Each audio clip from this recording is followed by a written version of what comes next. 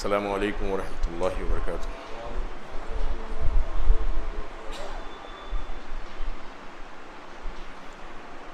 اعوذ باللہ من الشیطان الرجیم،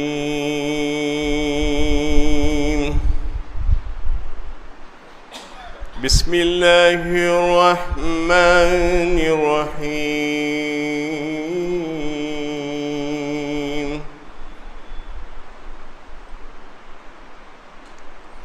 الحمد للہ الذی انزل علی عبده الکتاب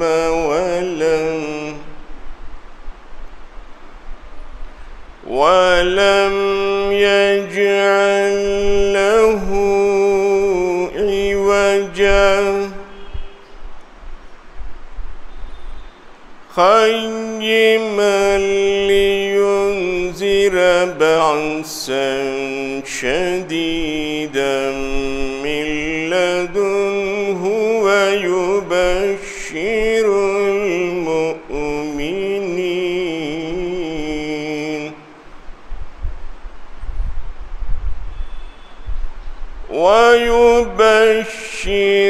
المؤمنين الذين يعملون الصالحات أن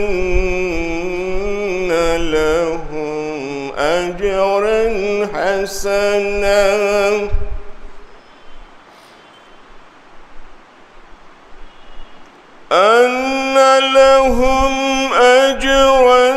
حسنا ماكثين فيه أبدا وينذر الذين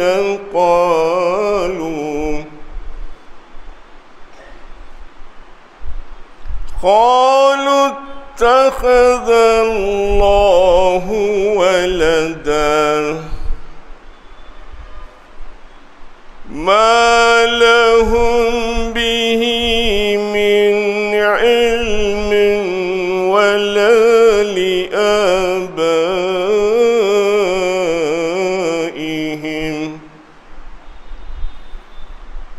كبرت كلمة تخرج من أفواههم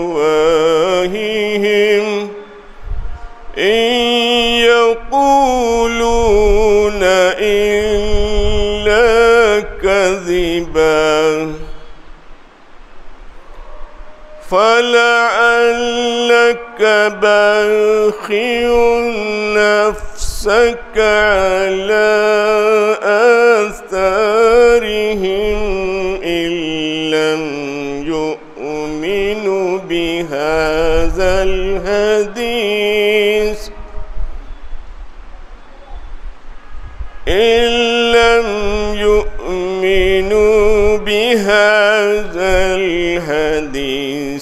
أسفا إنا جعلنا ما على الأرض زينة لها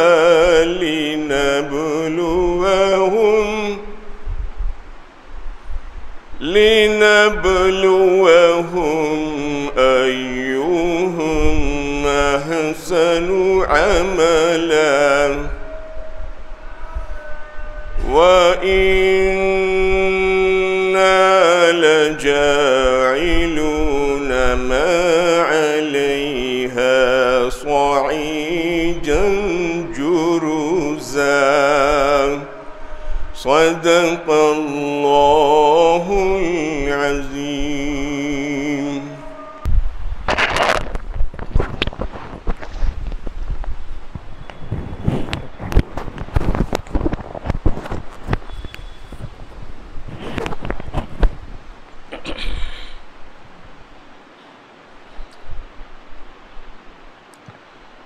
السلام علیکم ورحمۃ اللہ وبرکاتہ۔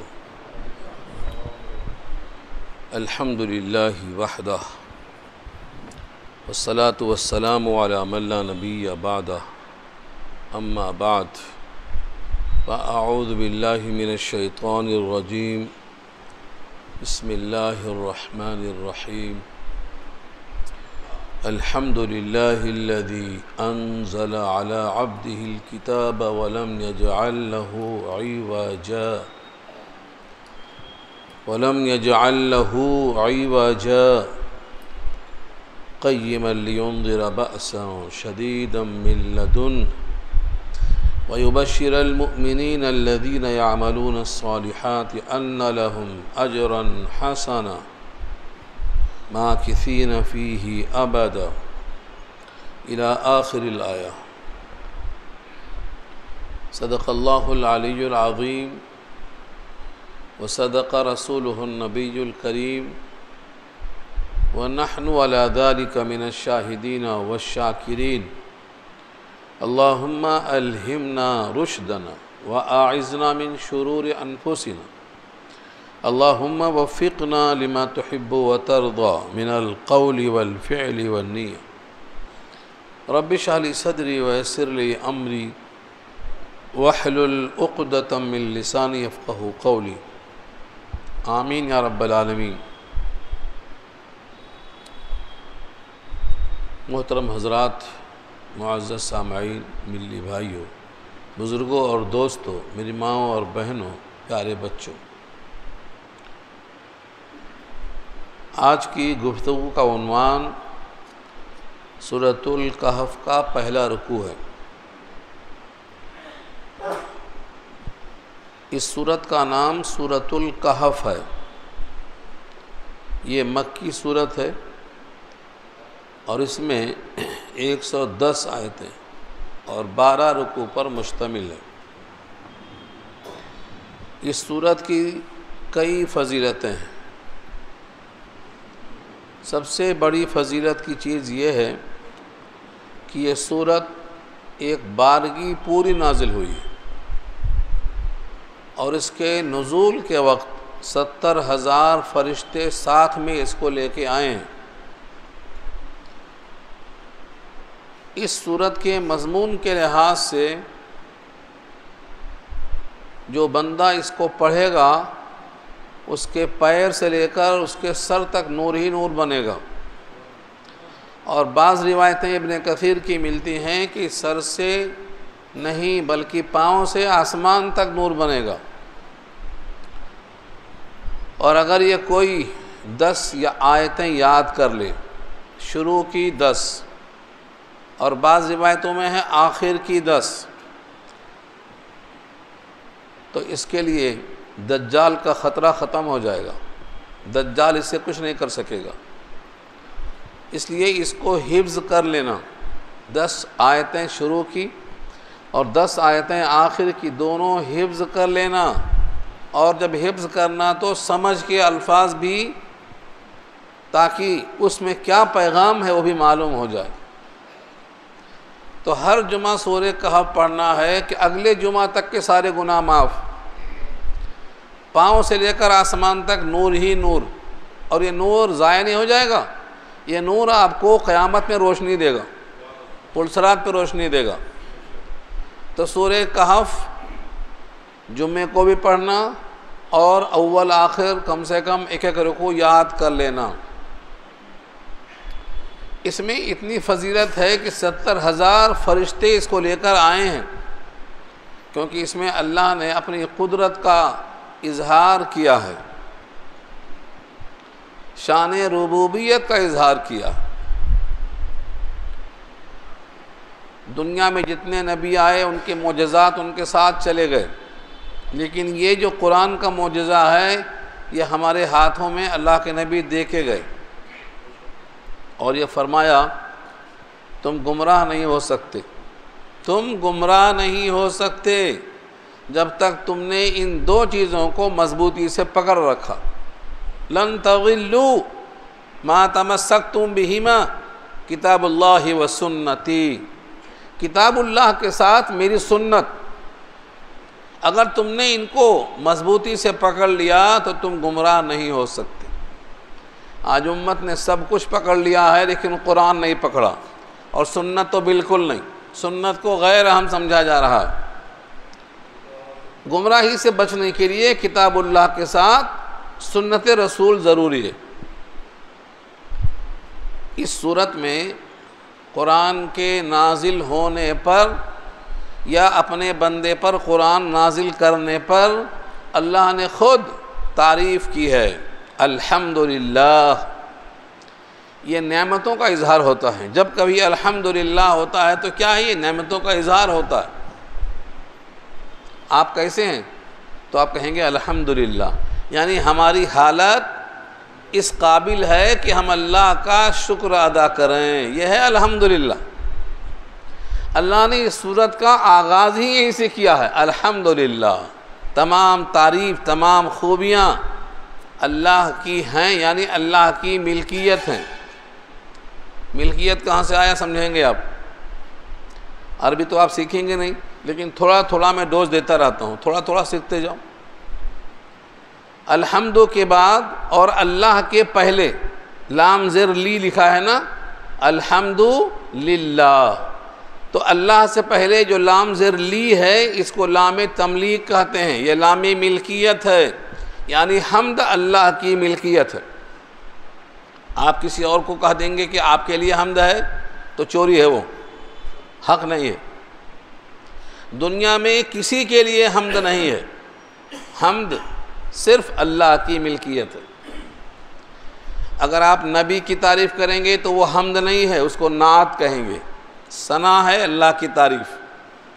کسی معشوق کی، کسی محبوب کی، دنیا میں کسی بھی انسان کی تعریف کریں گے تو اس کو مدح کہتے ہیں، ممدوح ہے وہ۔ تو حمد یہ ملکیت اللہ کی ہے۔ کیوں؟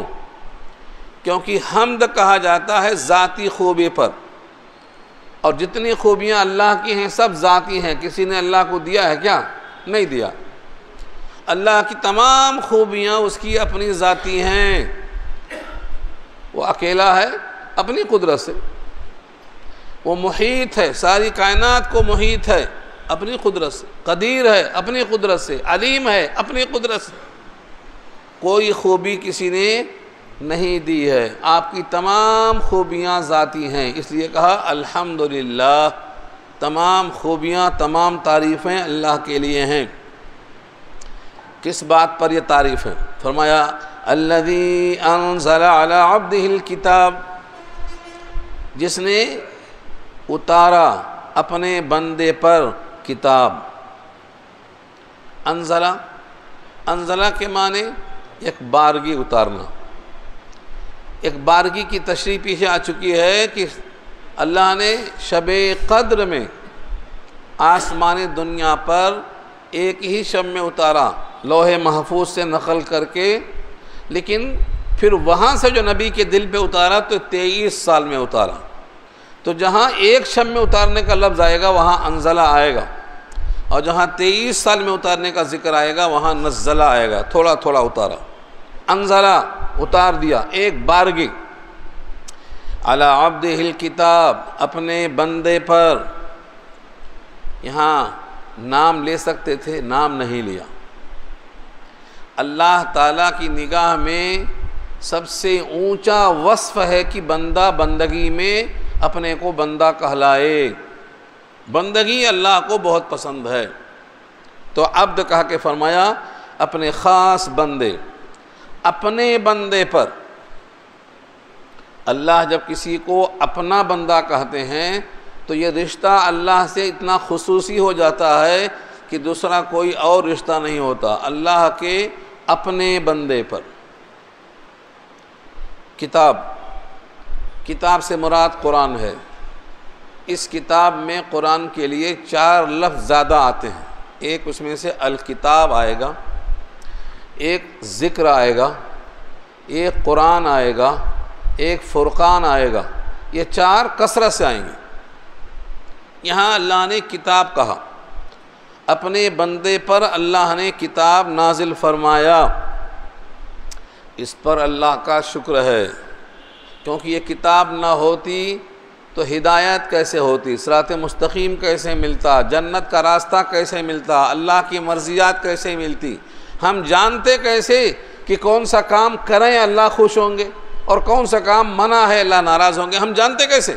یہ کتاب ہے فرق کرنے والی، اس لیے اس کتاب کے بندے پر نازل ہونے پر تعریف ہے، شکر ہے۔ آج کتنے مسلمان ہیں جو اس خوبی پر شکر کرنا جانتے ہیں اور چاہتے ہیں، ان کو تو پتہ ہی نہیں کہ کتاب صرف ختم پڑھی جاتی، کوئی مر گیا تو بخشش کے لیے پڑھی جاتی ہے، روح اٹک گئی تو نکلنے کے لیے پڑھی جاتی ہے۔ یہ اللہ کی کتاب ہے، اس میں رہنمائی ہے، اللہ کی مرضیات ہیں، اللہ کے احکامات ہیں، اللہ کی مثالیں ہیں، اس کائنات میں تمہارے جینے کی مثال دیا اللہ نے، یہ سب اس کتاب میں ہے۔ اس پر اللہ کا شکر ادا کرنا۔ دوسری کتاب میں تعریف کیا ہے؟ وَلَمْ يَجْعَلْ لَهُ عِوَجًا، اور نہیں بنایا اللہ نے اس کتاب میں نبی کے لیے کوئی کجی، لم یجعل نہیں بنایا، لہو اس کے لیے، یا تو اپنے بندے کے لیے اس کتاب میں، یا پھر کتاب میں کوئی کجی نہیں رکھا۔ کجی عوج صراط مستقیم کے معنی سیدھا، خط مستقیم معنی سیدھا، اور جب عوج آ جائے تو معنی ٹیڑھا، کجی۔ اس کتاب میں کہیں بھی کوئی ٹیڑھا پن نہیں ہے۔ کتنا بڑا چیلنج ہے یہ۔ ایک جگہ اللہ فرماتے ہیں اگر یہ کتاب کسی انسان کے پاس سے آئی ہوتی، اللہ کے علاوہ کسی کے پاس سے آئی ہوتی، تو اس کتاب میں جگہ جگہ تضاد ملتا۔ تضاد کے مطلب یہاں کچھ کہا ہے وہاں کچھ کہا ہے، یہ قانون وہاں کے قانون سے ٹکرا رہا ہے، تضادات کا مجموعہ ہو جاتا۔ وَلَوْ كَانَ مِنْ عِنْدِ غَيْرِ اللَّهِ لَوَجَدُوا فِيهِ اخْتِلَافًا كَثِيرًا، اللہ کے علاوہ کے پاس یہ کتاب آتی تو اس میں جگہ جگہ اختلاف ملتا، کجی ملتی، ٹیڑھا پن ملتا۔ اس پوری کتاب میں اللہ نے کجی نہیں رکھا، ٹیڑھا پن نہیں رکھا۔ اب کچھ لوگوں کے دماغ میں کجی ہے تو یہاں تلاش کرتے ہیں، وہ ان کی مثال ایسی ہے کہ سوئی گھر میں گری ہے لیکن سڑک پہ لائٹ ہے تو وہاں آ کے ڈھونڈ رہے ہیں، بھائی یہاں کیوں ڈھونڈ رہے ہیں؟ یہاں لائٹ ہے اس واسطے یہاں ڈھونڈ رہے ہیں، گمی ہے گھر میں، تو یہ کجی دماغ میں رہتی ہے تو یہاں ڈھونڈتے ہیں آ کے، یہاں کجی نہیں ملنے والی ہے۔ اس کتاب میں کجی نہیں ہے، اسی لیے ہندوستان میں کہیں دنیا بھر میں سینکڑوں قصے ہیں کہ لوگ اس میں عیب تلاش کرنے کو پڑھنے بیٹھے تو ان کے دل میں اسلام داخل ہو گیا۔ کیوں؟ کیونکہ اس کتاب میں کجی نہیں ہے۔ اگر آپ سیدھے رخ سے پڑھیں گے تو اللہ کی وحدانیت، کبریائی، عظمت آپ کے دل میں پہنچ جائے گی۔ پڑھ کے دیکھو، وَلَمْ يَجْعَلْ لَهُ عِوَجًا، اس کتاب میں کوئی ٹیڑھا پن نہیں، کوئی کجی نہیں۔ اگر کہیں کتاب میں کجی نظر آئی ہے تو کسی ماہر سے بیٹھ کے حل کر لو، کیونکہ قرآن کریم میں کہیں پر مطلق ہے، کہیں مقید ہے، کہیں قید لگائی ہے اللہ نے، کہیں نہیں لگائی ہے، کہیں مجمل ہے، کہیں مفسر ہے، کہیں واضح ہے، کہیں مبہم ہے۔ تو اس کے لیے قرآن کریم کے ماہرین سے آپ کو سبق حاصل کرنا پڑے گا۔ کتاب میں فی نفسی ہی کوئی کجی نہیں، کجی نہیں ہے، یہ منفی پہلو ہے، نگیٹو انداز ہے۔ اسی کو اللہ اب دوسرے انداز میں مثبت لا رہے ہیں، پازیٹیو لا رہے ہیں، کہتے ہیں قیمہ، بالکل درست ہے۔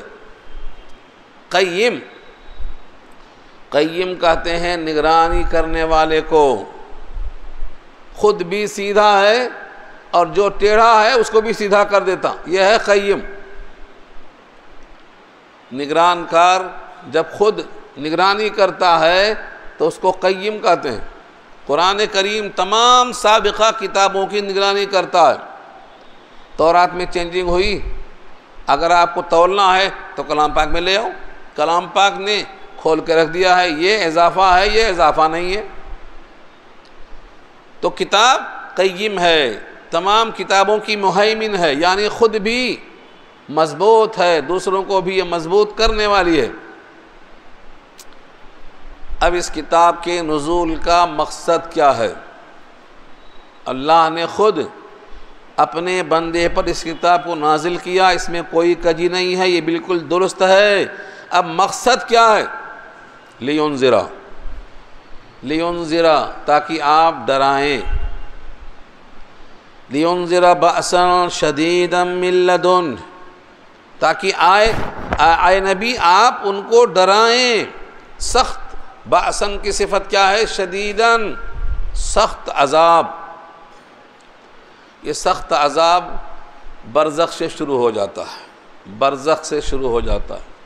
جو قرآن کو نہیں مانتا، اللہ کو نہیں مانتا، ایمانیات کی 7 چیزوں میں سے کسی کا انکار کرتا ہے، وہی ایمان مفصل 7 چیزوں میں سے کسی کا انکار کرتا ہے، تو اس منکر کے لیے سزا برزخ میں شروع ہو جاتی ہے، روح نکلتے ہی، بلکہ روح نکلتی ہی ہے تکلیف کے ساتھ۔ جیسے روح ویسے فرشتے، یہ مسئلہ مشہور ہے۔ والنازعات غرقا والناشطات نشطا، یہ دونوں پڑھ لو۔ ناشطات نشطا بندھن کی طرح کھل جاتا، اور نازعات غرقا گھر میں گھس کے گریبان پکڑ کے نکالنا پڑتا۔ یہ دونوں لفظ اکٹھا ہیں۔ تو بأساً شدیداً، سخت قسم کی دھمکی ہے، من لدنہ، اس ذات کی طرف سے، اللہ کی طرف سے سخت عذاب کی دھمکی ہے۔ وَيُبَشِّرَ الْمُؤْمِنِينَ، اور ایمان والوں کے لیے خوشخبری ہے، جس کے دل میں ذرہ برابر ایمان ہے اس کے لیے خوشخبری ہے، لیکن وہ ایمان مرتے دم تک باقی رہے گا یا بیچ میں بھس سے نکل جائے گا۔ علامہ ابراہیم بلیاوی رحمۃ اللہ علیہ دارالعلوم دیوبند کے شیخ المعقولات تھے، ہم نے ان کو دیکھا نہیں، ہم جب پڑھنے گئے تھے تو ان کی وفات ہو چکی تھی، لیکن ان کا یہ قول منقول چلا آتا ہے۔ وہ فرماتے تھے، ان سے ہمارے استاد نے سنا، انہوں نے نقل کیا کہ ایمان جو ہے ایک شعلہ جوالہ ہے، جیسے آگ کا ڈلا، اس آگ کے ڈلے پر آپ ہوا مارتے جاؤ چمکتا رہے گا، جب تک رہے گا، تھوڑا بھی بچے گا تو بالکل شائننگ کے ساتھ چمکتا رہے گا، اور اب ہوا دینا بند کر دو تو ایک تہ پرت راکھ کی جم جائے گی، تھوڑی دیر میں ایک اور جمے گی، تھوڑی دیر میں ایک اور جمے گی، تہ بتہ راکھ دھیرے دھیرے جمتے جمتے نیچے سے آگ یہ بجھ جائے گی اور ڈلا پورا راکھ میں تبدیل ہو جائے گا۔ فرماتے تھے ایمان آگ کا ڈلا ہے، اور اس کے لیے ہوا عمل صالح ہے، عمل صالح ہے تو ایمان باقی ہے، اور عمل صالح نہیں ہے تو ایمان بجھ جائے گا، راکھ کے ڈھیر میں بدل جائے گا۔ اسی واسطے یہاں اللہ نے ایک شرط لگائی، المؤمنین کے بعد کیا کہا؟ الذین یعملون الصالحات، وہ لوگ جو عمل کرتے ہیں صالحات، صالح کی جمع ہے، صالحتن کی جمع صالحاتن، جو عمل خدا کے حکم کے مطابق ہو، رسول اللہ کی سنت کے مطابق ہو، صحابہ کرام کے طریقے کے مطابق ہو، وہ عمل صالح ہے۔ تم کو اچھا لگتا ہے تو صالح ہونا ضروری نہیں، ہم کو اچھا لگتا ہے تو اچھا ہونا ضروری نہیں۔ بعض خراب چیزیں ہم کو اچھی لگتی اور بعض اچھی چیزیں ہم کو بری لگتی ہیں، یہ اللہ نے کہا ہے سورہ بقرہ میں، عسیٰ ان تکرہوا شیئا وہو خیر لکم وعسیٰ ان تحبوا شیئا وہو شر لکم واللہ یعلم وانتم لا تعلمون۔ تو ہمارے پسند کرنے سے اس کا صالح ہونا ضروری نہیں ہے۔ پھر سن لو، اللہ کا حکم ہو، نبی کا طریقہ ہو اور صحابہ کا اجماع ہو، اب وہ صحیح ہے، آپ کو پسند ہونے سے صحیح ہونا ضروری نہیں ہے۔ لہذا جتنے بھی حرکتیں ہوتی ہیں ان سب کے لیے ترازو بتا دیا میں نے، دیکھنا اللہ کا حکم ہے کہ نہیں، نبی کا طریقہ ہے کہ نہیں، صحابہ کا اس پر اجماع ہے کہ نہیں، ہے تو پھر وہ عمل صالح ہے، ورنہ وہ عمل صالح نہیں ہے۔ تو خوشخبری ہے ان ایمان والوں کے لیے جو عمل صالح کرتے ہیں۔ کیا خوشخبری ہے؟ ان لہم اجرا حسنا، ان لہم کہ بے شک ان کے لیے ہے اجر، اردو میں اجرت کہتے ہیں، محنتانہ، حق الخدمت۔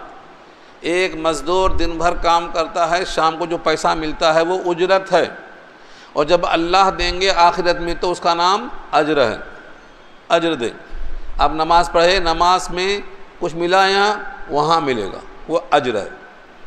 آپ نے روزہ رکھا، اس کا جو محنتانہ ملے گا وہ اجر ہے۔ تلاوت کیا آپ نے، اس کا محنتانہ اجر ہے۔ جب اللہ دیں گے آخرت میں تو یہ اجر ہے۔ اور وہ اجر کیسا ہے؟ حسناً، بہت عمدہ، اچھا اجر ہے، کیونکہ اللہ کسی کو خراب اجر نہیں دے گا۔ ہمارے پاس لوگ کیا کرتے؟ پھٹی ہوئی نوٹ چلا دیتے،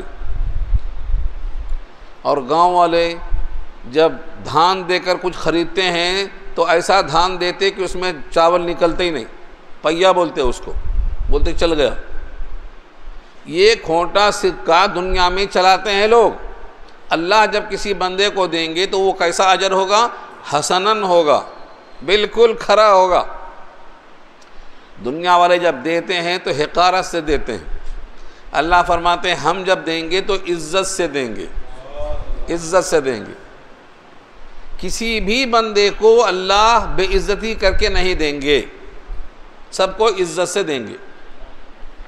تو یہ ہے اجراً حسنا۔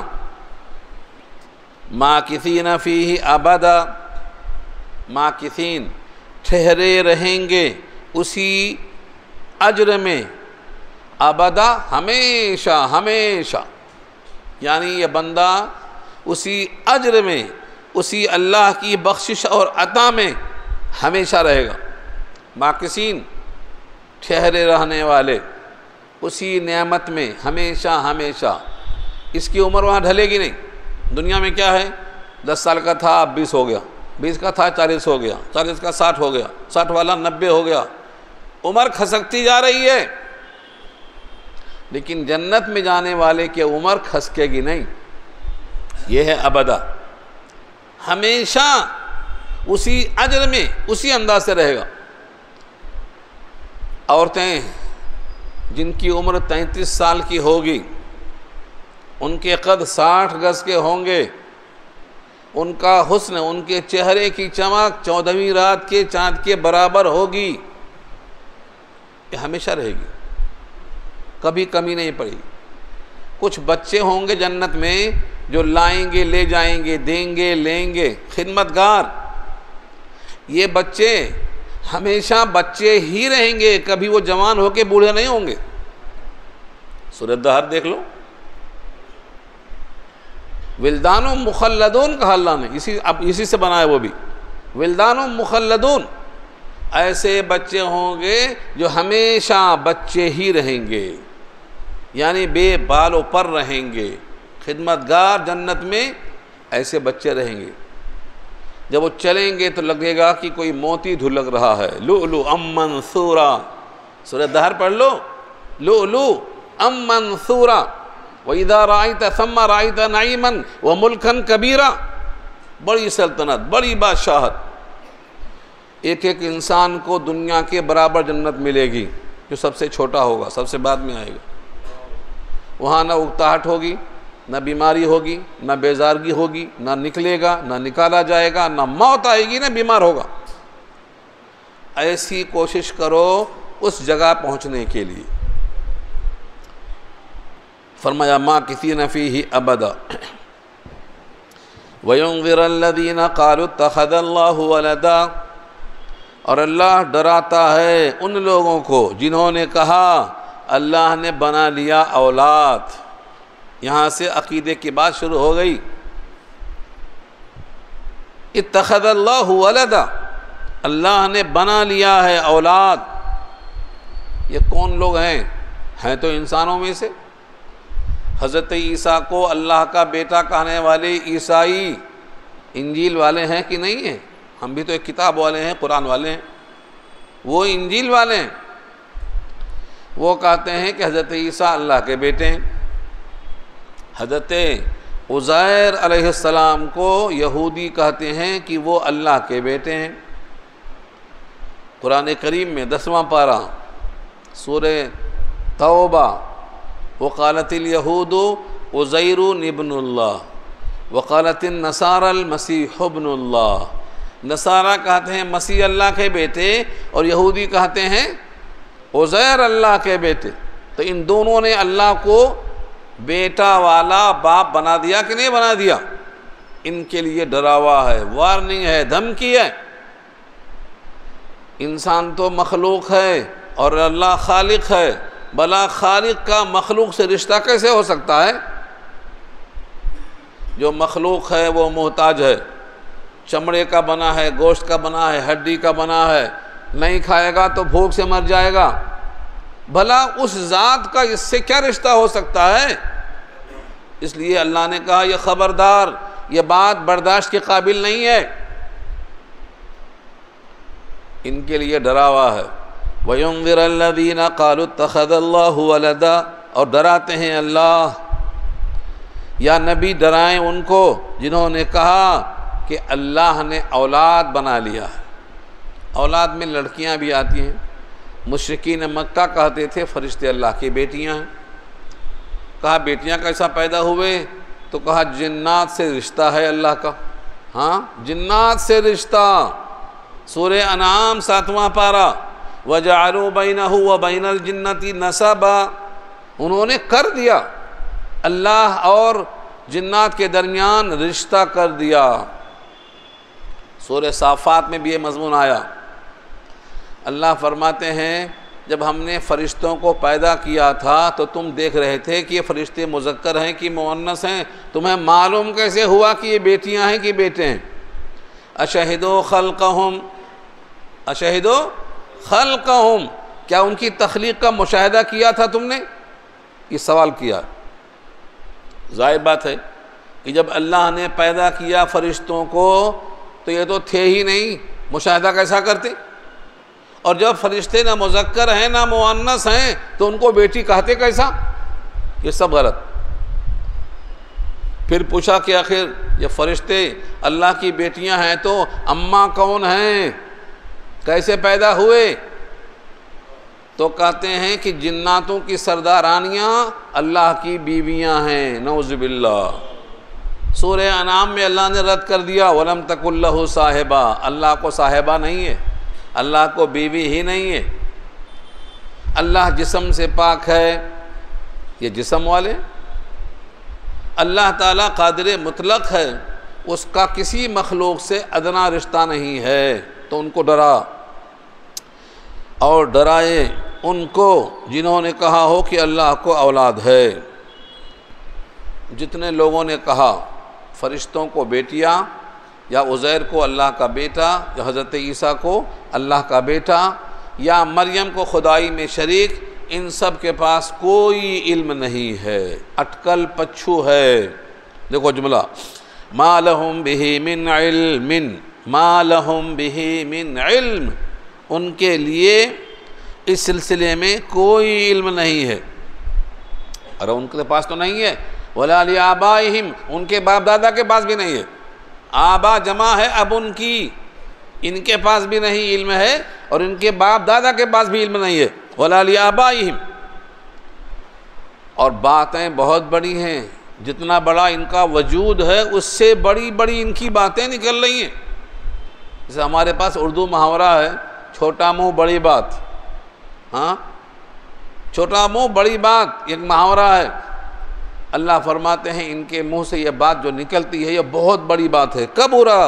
کبرت کلمۃ تخرج من افواہہم، بہت بڑی بات ہے، بہت بڑا کلمہ ہے، بہت بڑی جسارت ہے جو نکل رہی ہے ان کے منہ سے۔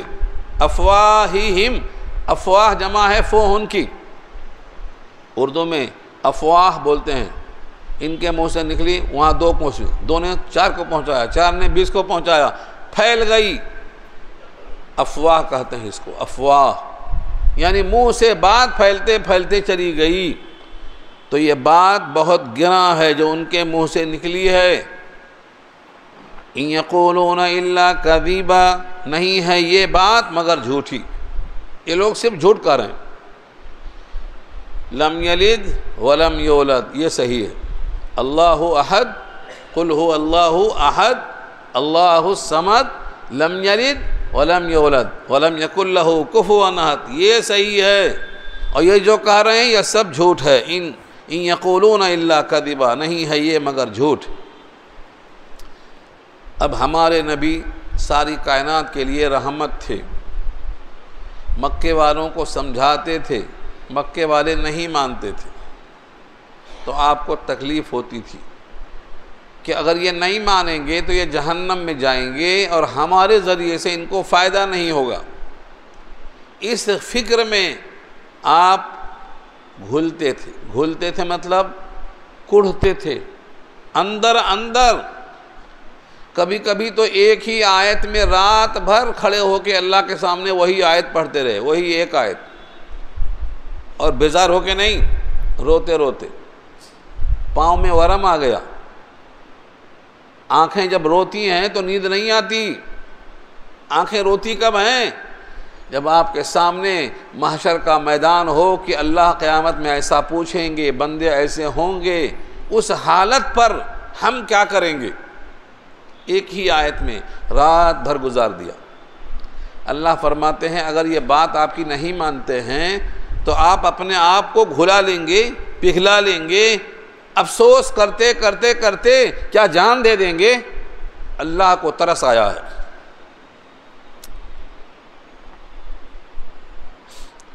فَلَعَلَّكَ بَاخِعٌ نَفْسَكَ عَلَىٰ آثَارِهِمْ، فَلَعَلَّكَ پس شاید، لعل شاید، اور جب کاف لگا ہے تو خطاب، شاید کہ اے نبی آپ باخع نفسک، گھلا لیں گے اپنے آپ کو۔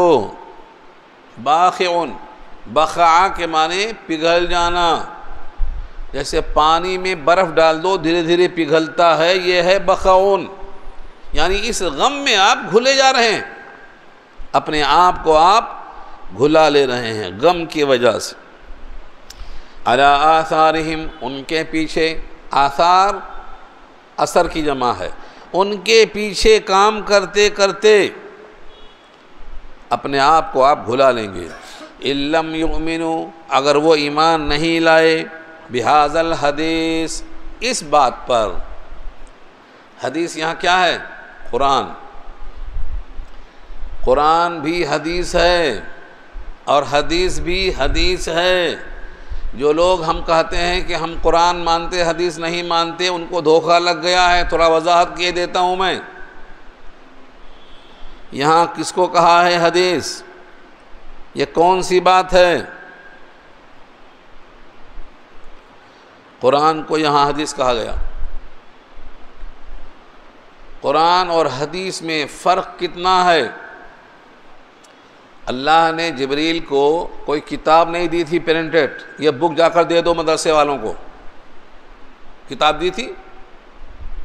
کوئی بک دی تھی؟ کلام، کبھی پورا سورہ، کبھی کچھ آیتیں، اور وہ کہیں بھی دنیا میں اتارنے کی جگہ نہیں تھی تو نبی کے دل پہ اتار دیا۔ علی قلبک لتکون من المنذرین۔ جب نبی اپنے دل پر اترا ہوا کلام اپنی زبان سے پڑھتے اور کہتے یہ اللہ کا کلام ہے تو وہ کلام اللہ بنتا، اور جب کہتے کہ یہ میرا کلام ہے تو کلام رسول اللہ بنتا۔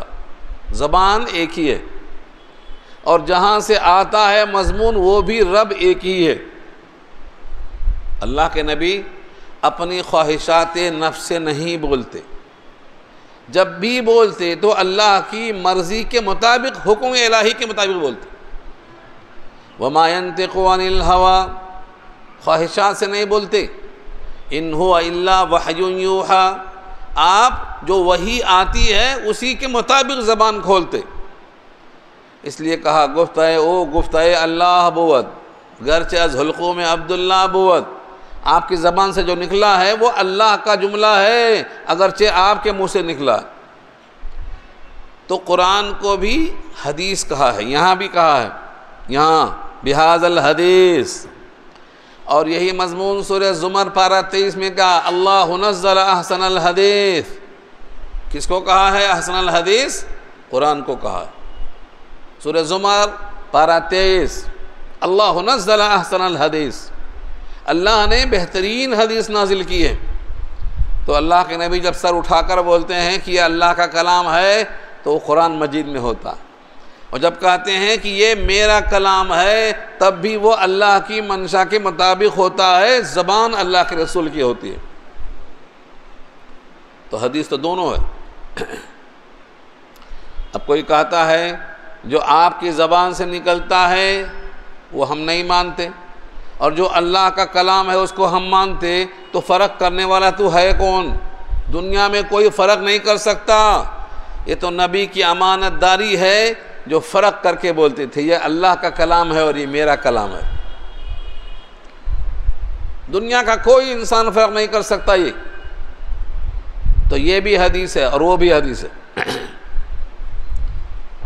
نبی کے زبان سے دونوں نکلے ہیں، دونوں اللہ نے بھیجا ہے، دونوں کا ذریعہ ایک ہی ہے۔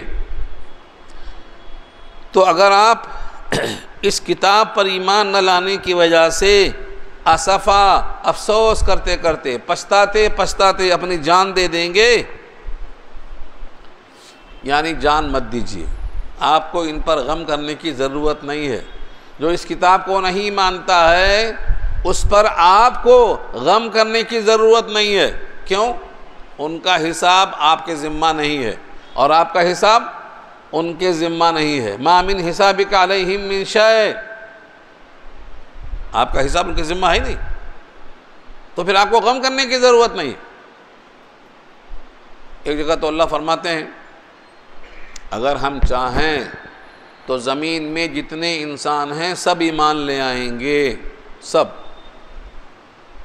80% جو مشرک ہیں، جو مخلوق کو خالق مان کر بھاگ کے جا رہے ہیں، یہ پورے کے پورے سدھر جائیں گے ہم اگر چاہیں تو۔ وَلَوْ شَاءَ رَبُّكَ لَآمَنَ مَنْ فِي الْأَرْضِ كُلُّهُمْ جَمِيعًا، آپ کا رب چاہے تو جتنے زمین میں ہیں سب ایمان لے آئیں گے۔ اور آگے فرمایا أَفَأَنْتَ تُكْرِهُ النَّاسَ حَتَّى يَكُونُوا مُؤْمِنِينَ، کیا آپ لوگوں کو ناگوار سمجھتے رہیں گے، لوگوں کو مجبور کرتے رہیں گے تاکہ وہ ایمان لے آئیں؟ نہیں، آپ کا ذمہ پہنچانا کافی ہے، منوانا نہیں ہے۔ آج بھی وہی ہے، آپ پہنچا دو آپ بری، آپ کو منوانے کی کوئی ضرورت نہیں، صرف پہنچانا ہے، تو آپ کو ان پر غم کھانے کی کوئی ضرورت نہیں ہے۔ اگر طاقت کے زور پہ منوانا ہوتا تو ہم ایک نشانی اتار دیتے، سب کی گردن جھک جاتی۔ ان نشأ ننزل علیہم آیۃ من السماء فظلت اعناقہم لہا خاضعین، ایک نشانی اتارتے سب کی گردن جھک جاتی، سب ایمان لے آتے۔ امتحان کیسے ہوگا؟ ان کو اختیار ہوگا کہ جو پرچے میں لکھنا چاہیں لکھیں، تیلگو کے پرچے میں ہندی لکھیں اور ہندی کے پرچے میں عربی لکھیں، جو چاہیں لکھیں، تبھی تو امتحان ہوگا۔ اگر ہم بائی فورس منوائیں گے تو امتحان نہیں ہوگا۔ افسوس آپ مت کریں، تسلی کی بات ہے۔ انا جعلنا ما علی الارض زینۃ لہا لنبلوہم ایہم احسن عملا، ہم نے زمین پر جو کچھ ہے سب بنایا ہے زینت، زمین والوں کے لیے۔ انا بے شک ہم نے، جعلنا بنایا ہے، ما علی الارض جو کچھ ہے زمین پر، زینت اللہ زینت ہے، رونق ہے، لہا اس کے لیے، یعنی زمین پر رہنے والوں کے لیے، زمین کے لیے رونق ہے۔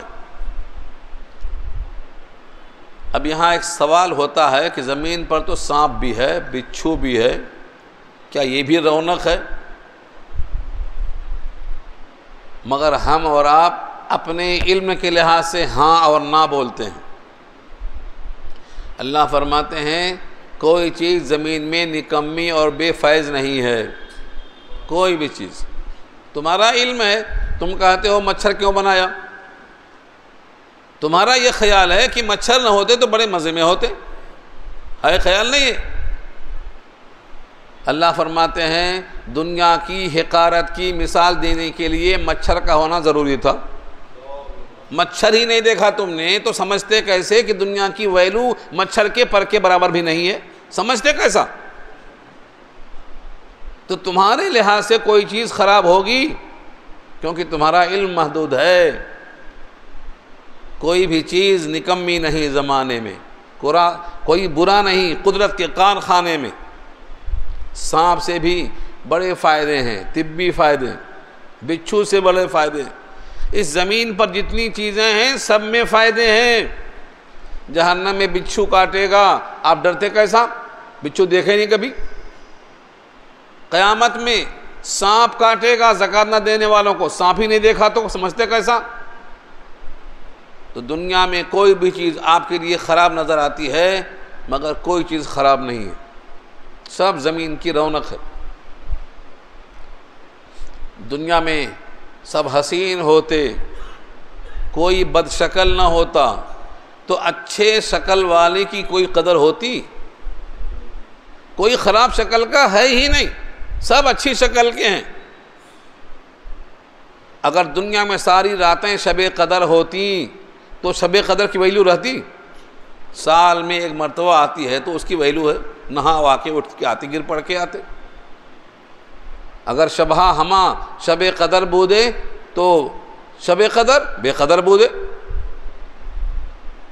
اور اگر تمام پتھر لال اور بدخشاں بن جاتے تو لال بدخشاں کی قیمت گھٹ جاتی. تجوری بھی کون رکھتا اس کو؟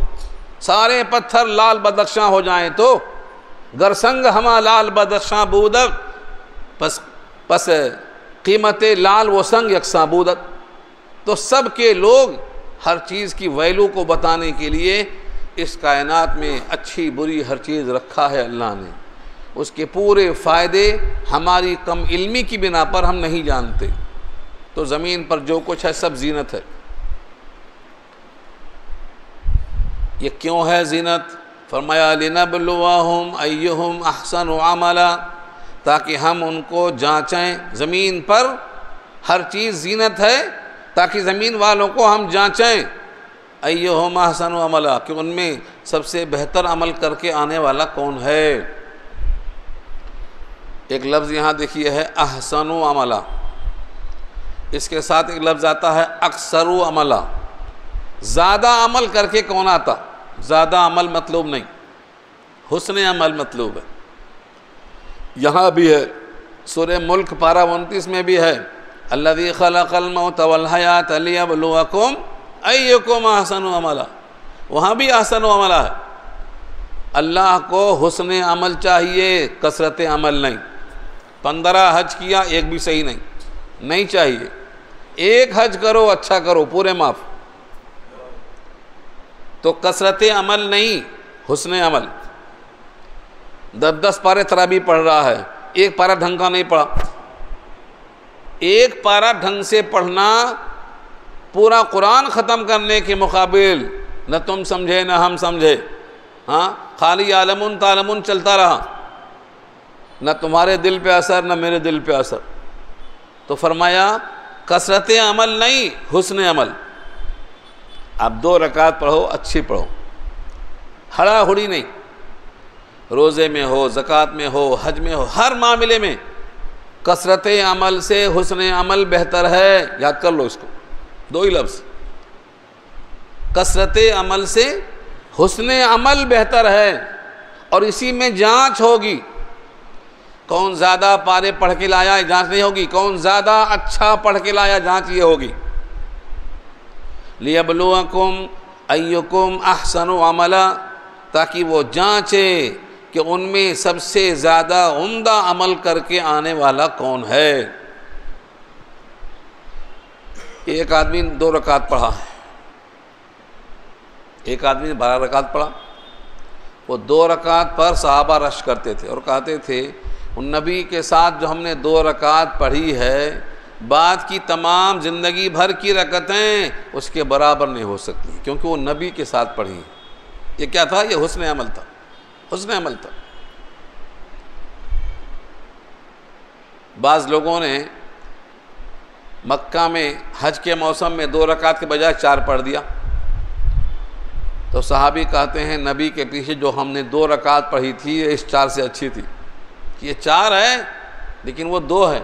وہ نبی کے پیچھے تھی، وہ ہم کو زیادہ مقبول ہے. تو کثرت عمل سے حسن عمل زیادہ اچھا ہے، یاد رکھ لو. زیادہ کی چکر نہیں کرنا، اچھے کے چکر میں جانا. ایک مثال اور دیتا ہوں. حضرت عمر رضی اللہ تعالیٰ عنہ کی نیکیاں جتنے آسمان میں تارے ہیں اتنی نیکیاں. حضور نے بی بی عائشہ سے پوچھا جتنے آسمان میں تارے ہیں اتنی نیکیاں کس کی ہیں؟ تو دل میں خیال آیا شاید میرے ابا کا نام لیں گے، تو آپ نے کہا نہیں، حضرت عمر کی نیکیاں. تو بی بی عائشہ بولتی ہیں اور میرے ابا کی نیکیاں؟ میرے ابا کی نیکیاں؟ تو فرمایا تیرے ابا کی 1 رات کی نیکی، وہ جو ہمارے ساتھ تھے غار حرا میں، یہ غار ثور میں 1 رات ہمارے ساتھ جو تھے، وہ 1 رات کی نیکی حضرت عمر کے زندگی بھر کی نیکیوں سے زیادہ بھاری ہے. یہ کیا ہے؟ یہ حسن عمل ہے، کیونکہ نبی کے ساتھ ہے. تو حسن عمل ہمیشہ مطلوب رہا ہے. آپ کثرت عمل کی طرف مت جائیے. قرآن کی تلاوت 1 رکوع پڑھو، ڈھنگ سے پڑھو، سمجھ کے پڑھو. پورا کلام پاک ختم کرنے کی چکر میں غلطیاں ہو جاتی ہیں، گناہ ہو جاتا ہے. تو تمہارے امتحان میں کیا ہے؟ حسن عمل کا امتحان ہے، کثرت عمل کا امتحان نہیں ہے. بعض لوگ امتحان میں 10 صفحہ لکھ کے آتے اور بعض امتحان میں 2 صفحہ لکھ کے آتے. مگر 2 صفحہ رائٹنگ اچھی ہے، پورے پوائنٹ موجود ہیں، ان کو نمبر زیادہ ملتا. یہ 10 صفحہ لکھ کے آیا لیکن اس میں کچھ بھی نہیں ہے، سب پوائنٹ لیس ہے، نمبر ملے گا؟ نہیں ملتا. تو اللہ تعالیٰ کے پاس کثرت عمل نہیں چلے گا، حسن عمل چلے گا. اس پر بہت ساری حدیثیں، اشارہ کر دیا میں نے، اب ڈھونڈ لینا آپ. اس کے بعد اللہ فرماتے ہیں یہ جو رونق ہے زمین کی، یہ کچھ دن کے لیے ہے. گھر میں جھاڑ لگاتے، جھاڑ کچھ دن کے بعد گر جاتا. اس زمین پہ رونق ہے، کچھ دن کے بعد یہ بھی ختم ہو جائے گی. وَإِنَّا لَجَاعِلُونَ مَا عَلَيْهَا صَعِيدًا جُرُزًا، اور بے شک ہم نے لجاعلون بنانے والے ہیں، ما علیہا جو کچھ زمین پر ہے، صعیداً چٹیل میدان. سعید کے معنی مٹی کے آتے ہیں اور جرزہ معنی چٹیل میدان، صاف میدان، کوئی گھر نظر نہیں آئے گا. اس زمین پر جتنے بڑے بڑے مکان ٹھونک رہے ہیں نا، ایک بھی نہیں رہے گا. نہ پہاڑ رہے گا، نہ غار رہے گا، نہ سمندر رہے گا. لا ترى فيها عوجا ولا امتا، کوئی چیز نہیں رہے گی. اس زمین کو ہم بالکل چٹیل میدان بنا دیں گے، بلکہ اس زمین کو پہلے ہم بدل دیں گے. چادر گندی ہو گئی، چادر چینج کرتے نا، آپ چادر چینج کرتے ہیں. اللہ فرماتے ہیں ہم زمین کو چینج کر دیں گے. اور میرے گھر میں نہیں ہے یہ کتاب، آپ کے گھر میں ہے نا، کھولو سورہ ابراہیم دیکھو. اللہ فرماتے ہیں یوم تبدل الارض غیر الارض والسماوات، یہ زمین کو بدل دیں گے یا آسمان کو بدل دیں گے، ہم سب بدل دیں گے. وبرزوا للہ الواحد القہار، اور سب نکل پڑیں گے ایک اللہ کے سامنے. تو یہ زمین بدل دیں گے. کسی کا گھر رہے گا، کسی کا پہاڑ رہے گا، نشانی کسی کی رہے گی. مٹے نامیوں کے نشان کیسے کیسے، نہ گورے سکندر نہ ہے قبر دارا، کوئی نہیں رہے گا. ہاں وہی رہے گا جس کو اللہ رکھے گا. یبقى وجہ ربک ذو الجلال والاکرام، جو اللہ کے پاس جمع کرا دے گا وہ باقی سب فانی. اس کائنات میں جتنے انسان ہیں، بلکہ جتنی چیزیں ہیں، سب مٹی اور پانی سے بنایا ہے، یہ سب ختم ہونے والی.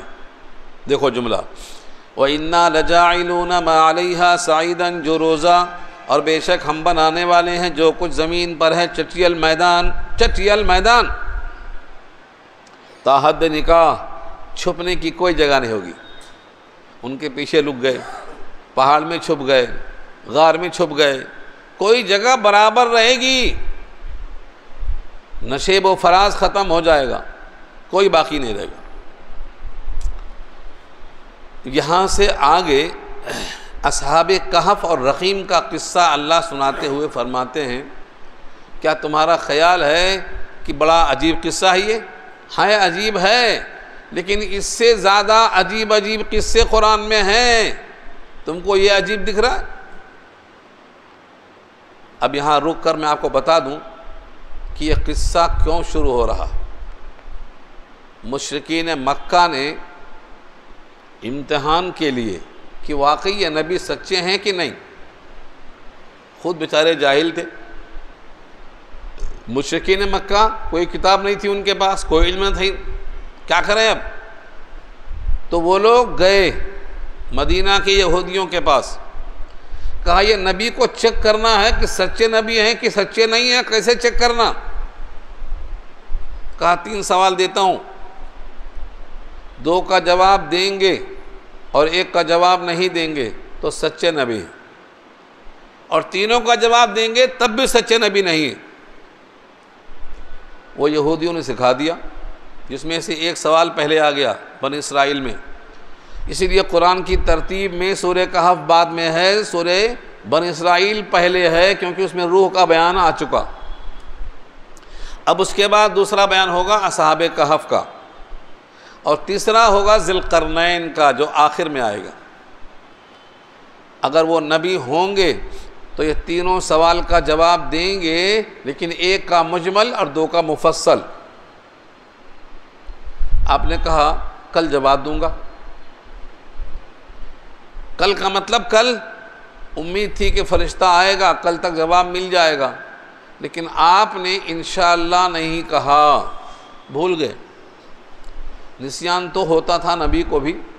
نسیان سے کون پاک ہے؟ صرف اللہ.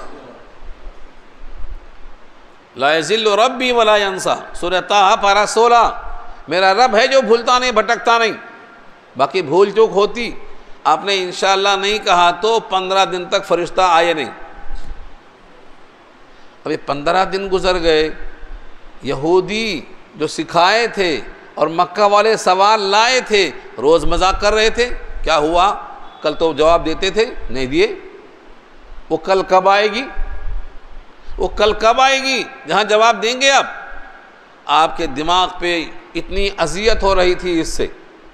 15 دن کے بعد جب فرشتہ یہ پورا پیغام لے کے آتا ہے تو اسی رکوع میں آگے چل کر آئے گا کہ آئندہ کل کے لیے کوئی وعدہ نہیں کرنا انشاءاللہ کے بغیر. امت کو بھی سبق ہے یہ. سلیمان نے کہا تھا 100 عورتوں سے بچے پیدا ہوں گے، سب لڑیں گے اللہ کے راستے میں، مجاہد ہوں گے. انشاءاللہ وہاں بھی بھول گئے. 100 بیویوں میں سے 1 کو لڑکا نہیں پیدا ہوا. 99 کو تو پیدا ہی نہیں ہوا، اور 1 کو پیدا ہوا تو ادھورا پیدا ہوا، ناقص، انکمپلیٹ. یہ کہاں ہے؟ سورہ سواد پارہ 23 میں آئے گی بس. تو انشاءاللہ نہیں کہیں گے تو سلیمان کی سلطنت تو ہے لیکن بچے نہیں ہوں گے. انشاءاللہ نہیں کہیں گے تو آپ کا کل ہونے والا کام بھی نہیں ہوگا. تو ہمیشہ آپ انشاءاللہ کہیں. کل کے لیے کوئی بھی کام کا وعدہ ہے تو انشاءاللہ، کیونکہ آپ اللہ چاہے گا تو کریں گے نا، نہ چاہے تو نہیں کریں گے. ما شاء اللہ کان وما لم یشاء لم یکن. یہ حادثے کی دعا اسی واسطے ہے. تو ان کے سوال کے جواب میں ہی آیا ہے. اب سوال یہ ہے کہ اصحاب کہف ہیں کون؟ اصحاب رقیم کون ہیں؟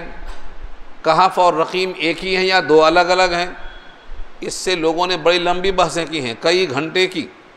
لیکن قرآن کو سمجھنے کے لیے وہ سب بحثوں کی کوئی ضرورت نہیں، کیونکہ وہ اگر ضروری ہوتا تو اللہ خود وضاحت کر دیتے. یہ واقعہ کون سے سال کا ہے، کون سے جگہ پہ ہے، وہ اب زندہ ہیں کہ مر گئے ہیں، ان کا کتا ہے کہ چلا گیا ہے، وہاں وہ کون سی مسجد ہے، یہ سب سوالات نہیں بتایا قرآن نے، سب نہیں ہے.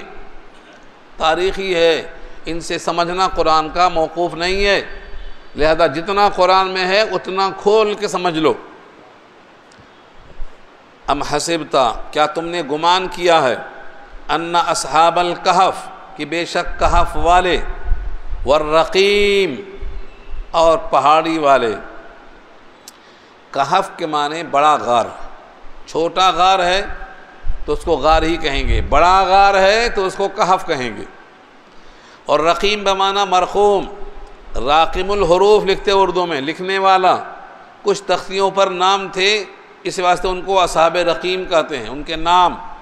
تفصیلی بحث آگے آ رہی ہے، آج تو صرف ہیڈنگ آئے گی، بحث اگلے ہفتے سے آئے گی۔ تو اصحاب کہف اور رقیم، کیا تمہارا خیال ہے کانوا من آیاتنا عجبا، کہ یہ ہماری آیتوں میں بہت عجیب ہے تو عجیب عام انسانوں کے لحاظ سے، لیکن اللہ فرماتے ہیں ہمارے پاس ایسے عجائبات بہت ہیں، یہ کوئی عجیب و عجیب نہیں ہے۔ سو گئے، کب تک سوتے رہے؟ 300 سال سوتے رہے، کھانے کے بغیر، پینے کے بغیر، مٹی نہیں کھا رہی ہے، کوئی جانور نہیں کھا رہا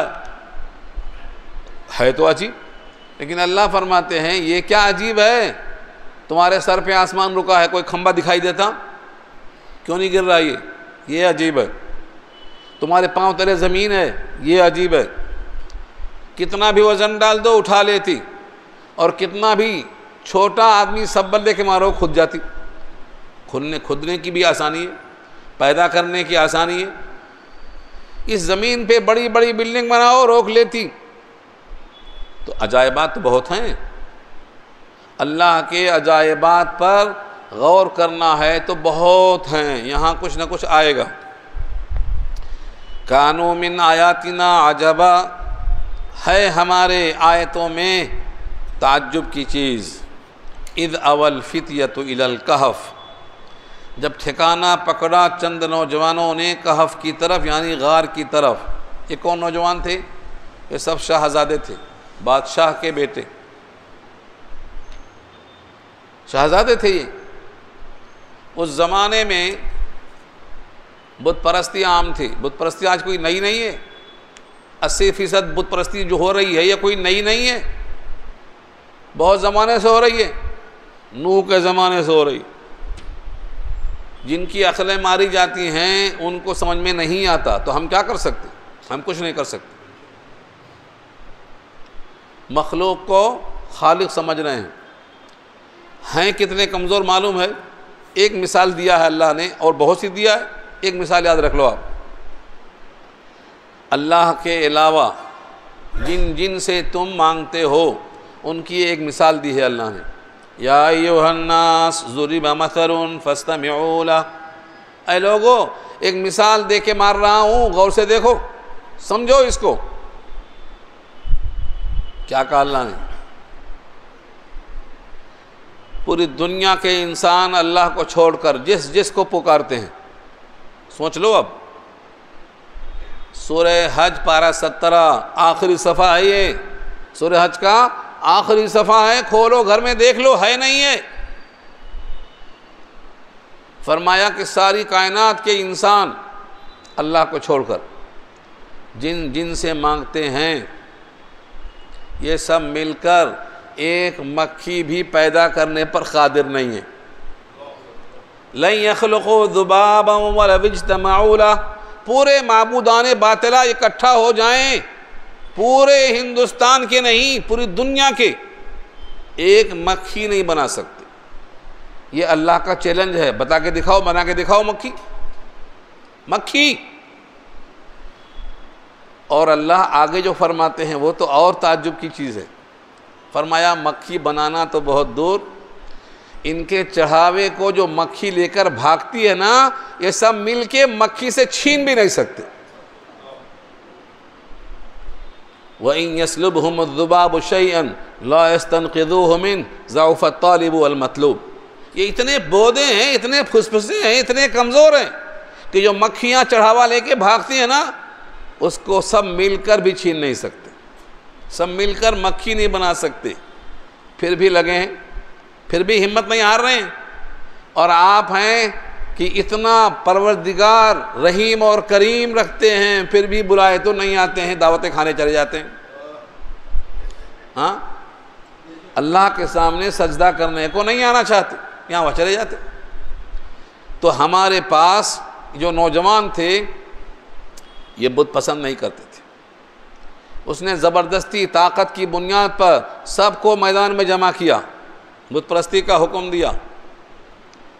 اب ان کے دل میں کڑھن تھی، خوف سے بادشاہ کے بول نہیں سکتے۔ اس میں سے ایک اپنے دل پر پتھر رکھ کر مجمع سے جھاڑ کے پاس چلا گیا، جھاڑ کے پاس جا کے بیٹھ گیا۔ اس کے دل میں کون ڈالا؟